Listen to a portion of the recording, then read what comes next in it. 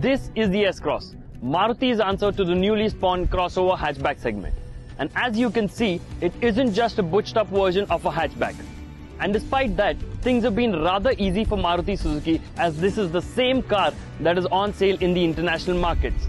But here in India, things are going to be rather difficult for the Maruti Suzuki S-Cross. And the sole reason for that is the Hyundai i20 Active.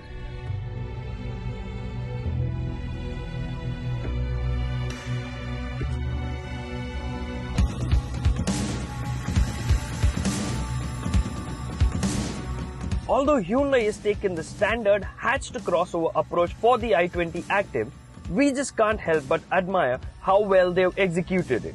And then, with the cladding and scuff plates in the right places and proportion, the i20 Active gets just the right crossover stance. The i20 Active gets projector headlamps up front, which are underlined by a strip of daytime running lamps. The silver scuff plate and the black side cladding make the i20 stay true to its crossover DNA.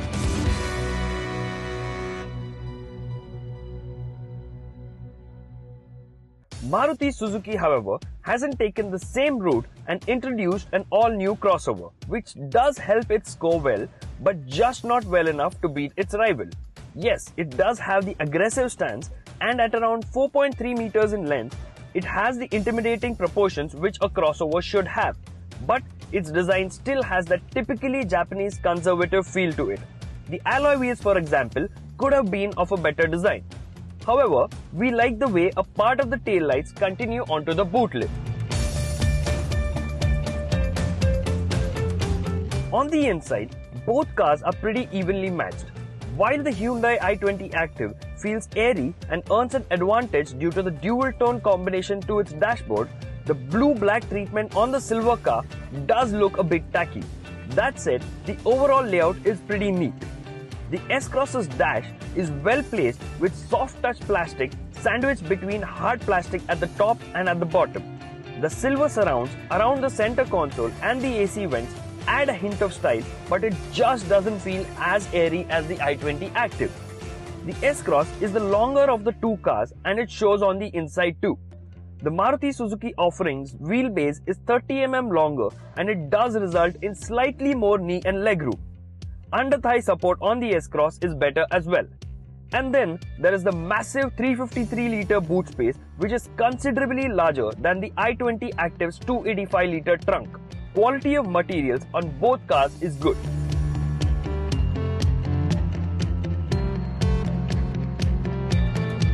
The top-of-the-line S-Cross comes heavily loaded with features, including a touchscreen infotainment system with Bluetooth, aux, USB connectivity and a navigation system.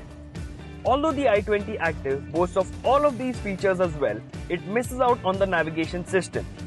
Speed sensing auto-lock, cruise control, leather upholstery are some of the features that are seen on the S-Cross but absent on the i20 Active. Both cars get projector-type headlamps, but the ones on the S-Cross also have HIDs for better illumination. In terms of safety, both cars come with front two airbags and ABS, but the S-Cross gets disc brake on all four corners, while the i20 Active gets just front two. Now, to get to the heart of the matter, the i20 Active sports the same 1.4-litre diesel mill as the Elite i20, which means it makes 90 PS of power and 220 Nm of torque. The engine feels a lot smoother than the S-Cross and is less noisier too, but it only comes into its own once past the 1800 RPM marker. The 6-speed gearbox is smooth and precise, but the tall gear ratios might make it a little cumbersome to drive in the city.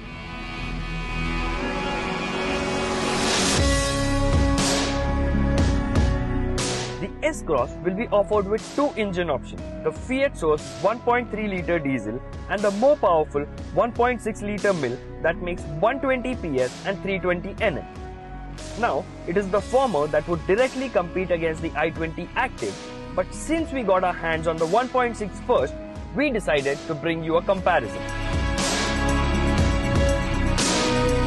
This 1.6-litre unit feels energetic and is ready to go, and it is all thanks to the fact that it makes peak power as low as 1500 RPM. It comes mated to a 6-speed transmission which feels precise but is rubbery at times.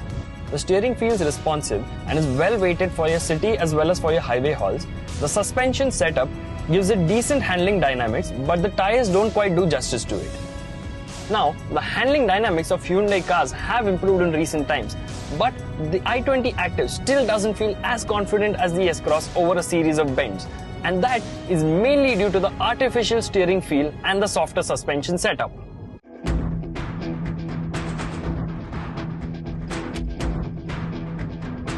But it is that same attribute that makes the i20 Active a lot more comfortable to drive on bad roads. When going over rough roads, the bumps are not felt even for the passengers at the back. The S-Cross's steering, on the other hand, feels a lot more responsive and weighs slightly better than the i20 Active. And to add to that, the suspension setup gives it decent handling dynamics. The long wheelbase also has a part to play in inspiring confidence, but we wish the S-Cross had better tires that would do justice to its handling capabilities. As far as the ride quality is concerned, the S-Cross does manage to absorb most unevenness of the road with poise, but the larger bumps do manage to seep into the cabin. For the S-Cross 1.6, Maruti Suzuki claims an efficiency of 22 kmph, which isn't considerably higher than the i20 Active's 21.19 kmph. However, the S-Cross with the 1.3-litre mill is sure to return a fairly higher efficiency, which we won't be able to ignore.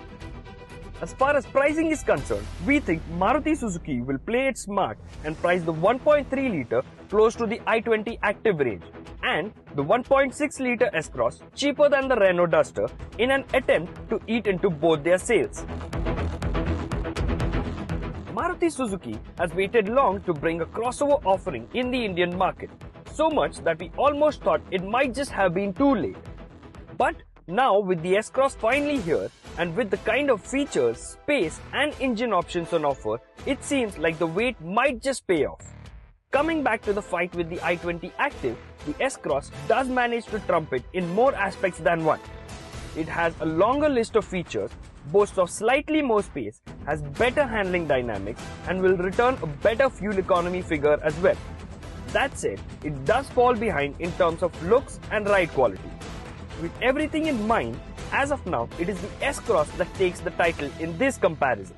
But it might just change if Maruti Suzuki doesn't manage to bring it at the right price point.